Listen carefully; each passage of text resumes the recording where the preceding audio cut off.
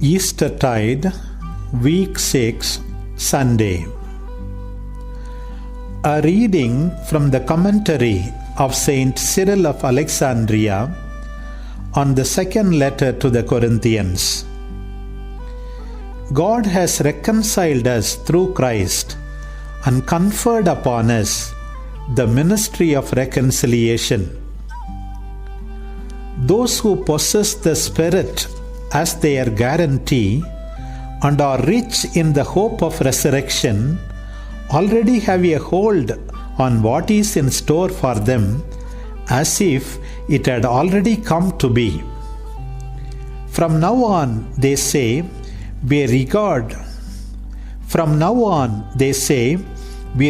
no one in the flesh. We are all spiritual men and immune from the corruption of the flesh. For since the only begotten shone upon us, we have been transformed into the Word who gives life to all things. Under the reign of sin, we were weighed down by the chains of death. But now that righteousness in Christ has gained possession of us, we have shaken ourselves free of corruption. So no one any longer is in the flesh, that is to say, in the weakness of the flesh, and thus rightly subject to corruption. So St. Paul continues, even though we once regarded Christ according to the flesh, we regard him thus no longer. It is as if he had chosen to say, the Word became flesh and dwelt among us, and in the flesh he endured death for the life of us all.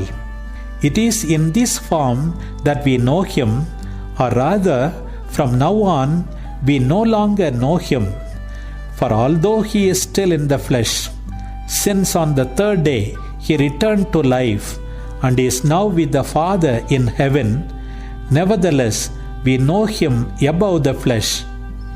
For being raised from the dead, he will never die again. Death no longer has dominion over him. The death he died to sin once for all. But the life he lives to God. So, if in this way he became the pioneer of our life, we must of necessity follow in his footsteps and be regarded not so much in the flesh as above the flesh. St. Paul speaks with complete accuracy when he says, if anyone is in Christ, he is a new creation. The old has passed away. Behold, the new has come. For we have been made righteous by faith in Christ, and the power of the curse has come to an end. He has trodden underfoot the power of death and returned to life for our sake. We have come to know the one who is truly God by nature and pay him our worship in spirit and truth, since the Son is our mediator and gives to the world the Father's blessings from on high. And so, those are wise words of St. Paul. All is from God, who through Christ reconciled us to himself. For the mystery of the Son's incarnation and his work of renewal is certainly not apart from the Father's will. It is through Christ that we have gained access to the Father. No one comes to the Father, as Christ said himself, except through him.